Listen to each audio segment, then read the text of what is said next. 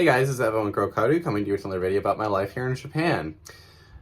Well, I've been in Japan for exactly 10 years now. I came here in January of 2015. It's hard to believe it's been that long. Time is weird.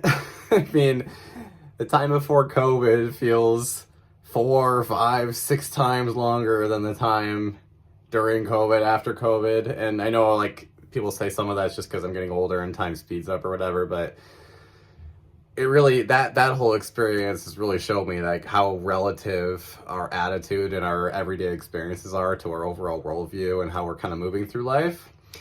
And that kind of brought me to today's topic.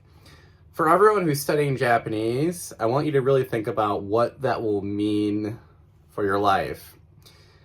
The weird thing about languages, and I'm also a musician, guitarist here, and there's kind of a weird parallel between music and language in this way, where a lot of us, we spend a lot of time kind of indulging in a hobby that is, like, its utility is in making friends, communicating with people, expressing yourself, moving other people, sharing ideas, being an ambassador, being a liaison, what have you, right? But that a lot of the times learning that starts with us kind of hiding in our rooms, shutting ourselves in, sitting with a book, sitting with a guitar, sitting with YouTube, going over something by yourself over and over and over again. And it can become very like, almost like a video game or something. Like you set these kind of goals, you push towards them. I think one of the reasons why I gravitated so much towards guitar and so much towards language is it's very tangible, right? You sit down and you learn a lick on the guitar. There's something that it seems impossible. It feels like you'll never be able to play it. And you sit down and you literally repeat it. With muscle memory, you just practice it literally 500 times until you can play something that you thought was impossible. And language is very similar in that way.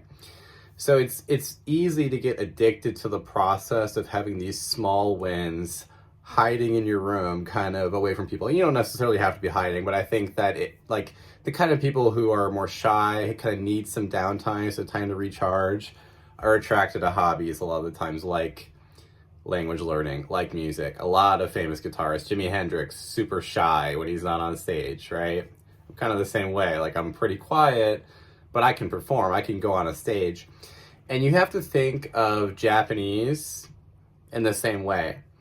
And I don't think most people do. I think that it's, especially now, YouTube has become very and I'm even getting in a little bit on this, I'm gonna be honest, I'm trying to market my video to make more people click on it. So I tried to create an interesting title and an interesting topic that I thought would make a lot of people curious.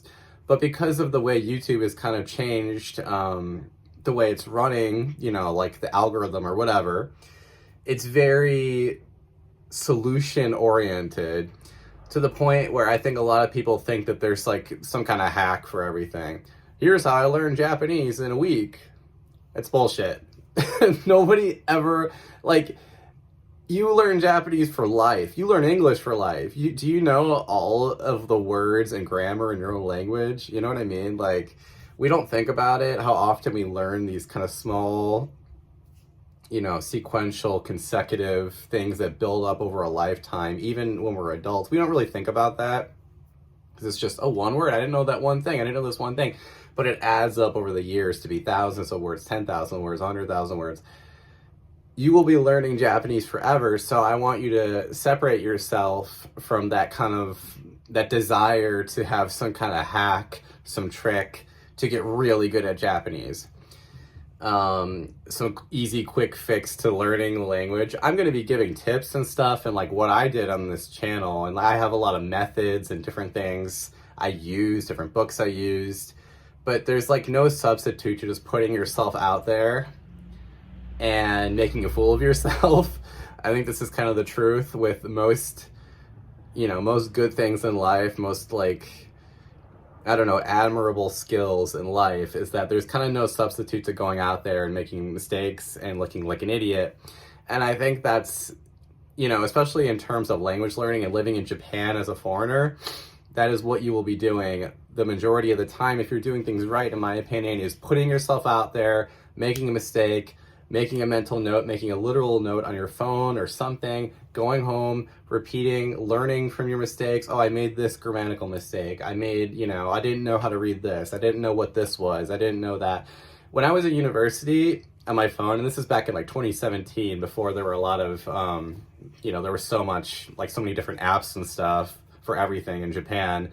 I was just using the notes section on my phone and literally just taking screenshots of things in Google that people were talking about. Movies I didn't know, music I didn't know, food I didn't know, prefectures in Japan I didn't know, politics, anything, and just taking a screenshot of it and just making different lists in the note app of things that I would go home and kind of like give myself an informal, like, basic education that people would get naturally through growing up in Japan, just all these little kind of references and different things. I was just doing that by myself on my phone or on Google, like in between conversations or in between classes. And you have to really get addicted to that feeling of just like putting yourself out there, making mistakes and getting better. That's the process. And so if you guys are learning Japanese and you're planning on coming to Japan, please get addicted to the process, because I'll tell you what, guys, like, it never ends.